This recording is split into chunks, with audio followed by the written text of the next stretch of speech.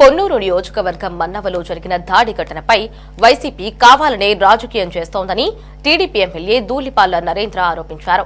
ప్రభుత్వంపై బురద జల్లేందుకే విమర్శలు చేస్తున్నారని విమర్శించారు. సర్పంచ్ నాగమల్లేశ్వరరావుపై దాడి జరిగిన రోజు వైసీపీ వాళ్లే కాపు కాశారని ఆరోపించారు. నాగమల్లేశ్వరరావుకు ఆసుపత్రిలో సరైన చికిత్స అందకుండా చేసి అతను చనిపోతే ఆ మరణాన్ని వైసీపీ నేతలు తమపై తోసే కుట్ర చేస్తున్నారంటున్న ధూళిపాళ్ల నరేంద్రతో మా ప్రతినిధి రామకృష్ణ ఫేస్ టు ఫేస్.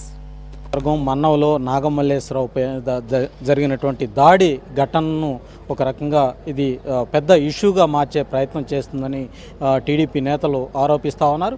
ఇప్పటికే వైసీపీకి సంబంధించినటువంటి కొంతమంది నేతలు నాగమల్లేశ్వరరావు మీద జరిగిన దాడి ఘటనకు సంబంధించి పొన్నూరు ఎమ్మెల్యేగా ఉన్నటువంటి ధూళిపాళ్ల నరేంద్ర ప్రమేయంతో ఈ దాడి జరిగిందన్నటువంటి ఆరోపణలు కూడా చేస్తూ ఉన్నారు. దీన్ని ధూళిపాళ్ల నరేంద్ర కుమార్ తీవ్రంగా ఖండిస్తూ ఉన్నారు. ప్రస్తుతం మనతో ఎమ్మెల్యే నరేంద్ర కుమార్ ఉన్నారు. ఆయనతో మాట్లాడే ప్రయత్నం చేద్దాం.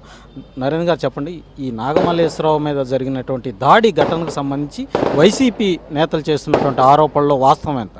అనేది ఒకటే, కేవలం రాజకీయపరమైన లబ్ధి కోసం చేసే ఆరోపణలు తప్పితే దానిలో వాస్తవం లేదు.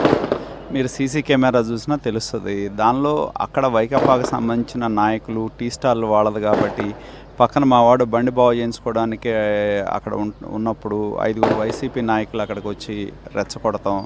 అక్కడకు వచ్చిన ఊహించని సంఘటన తప్పితే దానిలో ఒక పెద్ద ప్లాన్ చేసే దాడిలో ఏమి లేవు అనేది కళ్ళ ముందు కనపడతా ఉన్నా కూడా దాన్ని కేవలం ఏంటంటే రాజకీయ ప్రయోజనాల కోసం దాన్ని ఏదో జరగని దాన్ని జరిగినట్టు ప్రపంచానికి చెప్పే ప్రయత్నం తప్పితే ఇంకోటి కాదు. ఎందుకంటే అది కాకుండా గత గవర్నమెంట్లో ఆ కుటుంబాలని వాళ్ళు హింసించడం జరిగింది. దాదాపు ఆ కుటుంబం మీదే మొత్తం 9 కేసులు పెట్టారు. ఆ గ్రామంలో మా కార్యకర్తల మీద 20 కేసులు పెట్టారు. వాటి మీద మేము దాదాపు 26 రిట్ పిటిషన్స్ హైకోర్టులో మేము ఫైల్ చేసాం. వాళ్ళని మేము అధికారంలో మారంగానే తొలి హత్యా ప్రయత్నం ఇప్పుడు ఎవరైతే బండ్లమూడి అశోక్ ఉన్నాడో వాళ్ళ తండ్రి బండ్లమూడి బాబురావు గారి మీద పొలం వెళ్తే 30 మంది మూకమ్మడిగా దాడి చేసి కొట్టి చనిపోయాడని వదిలేశారు.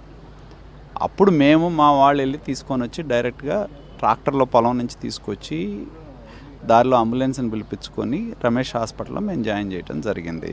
భగవంతుడి దయ వల్ల ఆయన బతికి బట్టగట్టాడు. చనిపోయాడని వదిలేసి వెళ్ళిపోయారు వాళ్ళు, లేకపోతే నిజంగానే చంపేవాళ్ళు అక్కడ.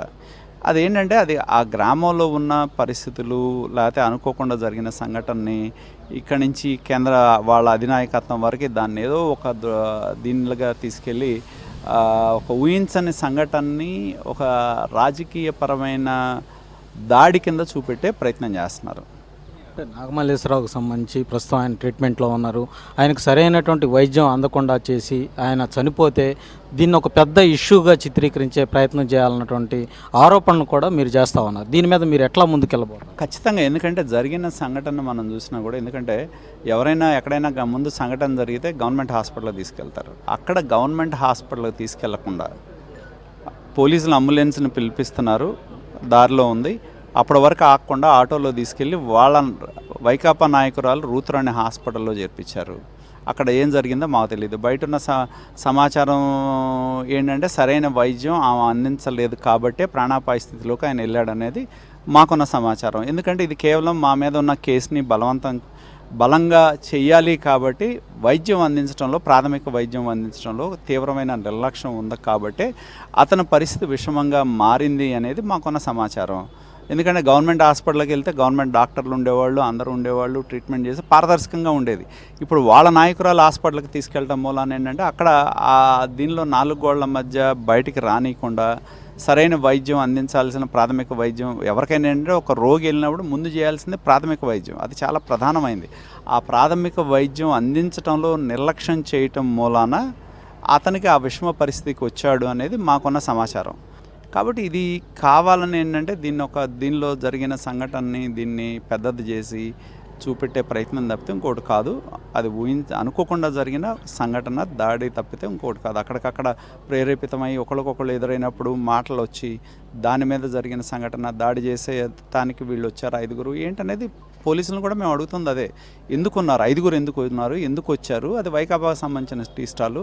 అశోక్ వాళ్ళు ఇద్దరు ముగ్గురు ఉన్నారనే సమాచారం వాళ్ళకెవరు ఇచ్చారు? ఇవన్నీ కూడా విచారణ చేయాల్సిన అంశాలు కాబట్టి విచారణ చేయమని చెప్తున్నాం.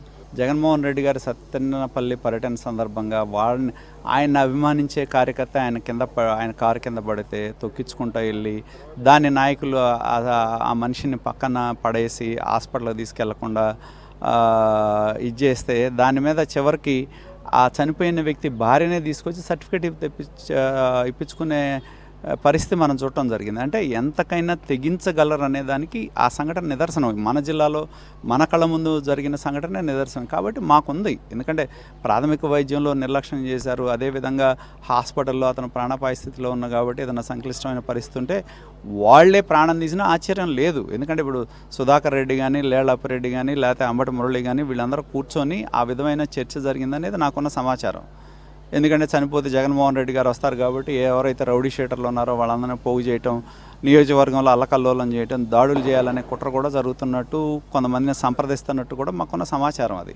కాబట్టి ఈ అన్ని అంశాలు కూడా పోలీసులు కూడా పరిగణలోకి తీసుకోవాలని చెప్పి మేము కోరుతా ఉన్నాం. మనవాళ్ళు సుధాకర్ రెడ్డి కావచ్చు, అలాగే అంబటి సోదరులు కావచ్చు, పేరు నాని కావచ్చు, మిమ్మల్ని టార్గెట్ చేసే విధంగా నాగమల్లేశ్వరరావు మీద జరిగిన దాడికి మీరే మూల కారణం అన్నట్టు టార్గెట్ చేసే విధంగా పదే పదే వ్యాఖ్యలు చేస్తాం. దీన్ని ఏ విధంగా చూడాలి? నేను అనేది ఒకటే, ఈ నియోజకవర్గంలో నేను 1994లో శాసనసభ్యుడైన దగ్గర నుంచి 25 సంవత్సరాల్లో రాజకీయపరమైన కేసులు కావచ్చు, రాజకీయపరమైన దాడులు కానీ గణనీయంగా తగ్గినాయి ఇదివరకు అప్పటికి పోల్చుకుంటే. మళ్ళీ 2019లో వైకాపా ప్రభుత్వం వచ్చిన తర్వాత మా కార్యకర్తల మీద దాడులు చేయటం, కేసులు పెడతాం, నా మీద 20 ఉన్నాయి. అట్లనే ఇందాక చెప్పే ఆ గ్రామంలోనే 20 కేసులు ఉన్నాయి, ఆ కుటుంబం మీద 9 కేసులు ఉన్నాయి, 26 రిట్ పిటిషన్స్ మేము ఫైల్ చేసాం మా వాళ్ళని కాపాడుకోవడానికి. కాబట్టి అట్లా చూస్తే ప్రతి గ్రామంలో ఏ విధంగా గత 5 సంవత్సరాల్లో అధికారం అడ్డం పెట్టుకొని మా కార్యకర్తలను వేధించారో మేము చూడటం జరిగింది. కాబట్టి నేను నిజంగానే నాది ఆ మనస్తత్వం అయితే ఇప్పుడు 14వ నెల 15వ నెల అధికారం వచ్చిన తర్వాత వాళ్ళలాగా 19లోకి రాగానే దొమ్మిగా వెళ్ళి 30 మంది 40 మంది వెళ్ళి మీద పడి తన్నేవాళ్ళు. అటువంటిది లేదు కదా. మేము ఆ విధమైన మనస్తత్వం మాకు లేదు. మా మినీ మహానాడులో నేను చెప్పింది ఏంటంటే, అధికారం మారిన తర్వాత తొలి దాడి జరిగింది మన బాబురావు మీద. హత్య చేసే ప్రయత్నం చేశారు, హత్యాయత్నం చేశారు. బతికి బాగుండి ఆయన దేవుడి దయ వల్ల బతికాడు. అదేవిధంగా మనం వెళ్ళి వాళ్ళ మీద దాడి చేయాల్సిన అవసరం మనకు లేదు అని చెప్పి స్పష్టంగా చెప్పారు. ఇది మొత్తానికి చూసుకున్నట్లయితే ప్రశాంతంగా ఉన్నటువంటి పొన్నూరు నియోజకవర్గంలో శాంతి భద్రతల విఘాతం సృష్టించే ప్రయత్నం వైసీపీ నేతలు చేస్తూ ఉన్నారని కూడా పొన్నూరు ఎమ్మెల్యే ధూళిపాళ్ల నరేంద్ర కుమార్ ఆరోపణలు చేస్తూ ఉన్నారు. అలాగే నాగమల్లేశ్వరరావు దాడికి సంబంధించి వైసీపీ నేతల కుట్ర ఉందనేది కూడా ఆయన ఆరోపిస్తూ ఉన్నారు. ఆయనకు సరైన వైద్యం అందకుండా చేసి ఆయన చనిపోతే పొన్నూరు నియోజకవర్గంలో పెద్ద ఎత్తున ఇష్యూ క్రియేట్ చేయాలని కూడా చూస్తున్నారన్నటువంటి ఆరోపణలు కూడా పొన్నూరు ఎమ్మెల్యే ధూళిపాళ్ల నరేంద్ర కుమార్ వ్యక్తం చేస్తూ ఉన్నారు. దీని మీద పోలీసులకు కూడా ముందస్తుగా ఫిర్యాదు ఇవ్వబోతున్నట్లు కూడా ఆయన చెప్తా ఉన్నారు. వీడియో జర్నలిస్ట్ షణ్ముఖతో రామకృష్ణ, సిటీ 24x7 గుంటూరు.